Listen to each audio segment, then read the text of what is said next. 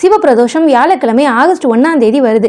அன்னைக்கு நந்தியம்பெருமானை நினைத்து காயத்ரி மந்திரம் சொல்லி நந்தியை வலம் வருவதால் நாம் நினைத்ததெல்லாம் நடக்கும். சிவபுராணத்தில் சொல்லப்பட்ட நந்தி காயத்ரி மந்திரம் ஓம் தத்புருஷாய வித்மகே நந்தி கேஸ்வராய தீமகி தன்னோ விருஷபாரு பிரசோதயாத்.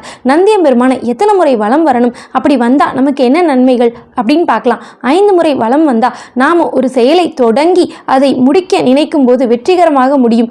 7 முறை வலம் வந்தால் நல்ல குணங்கள் நமக்கு கிடைக்கும். 9 முறை வலம் வந்தா உலகம் புகழும் அற்புத குழந்தை பேர நந்தியம்பெருமான் சிவனின் அருளால் நமக்கு அருள்வார். 11 முறை நாம நந்தியை வலம் வரும்போது நோய் நொடிகள் இல்லாத வாழ்க்கையை அருள்வார்.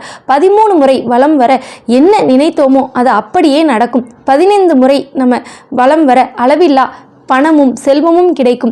17 முறை வலம் வந்தால் நமக்கு நியாயமா என்ன இந்த உலகத்தில் கிடைக்கணுமோ அது எல்லாம் கிடைக்கும். 108 முறை அஸ்வமேத யாகம் செய்ததற்கான இணையான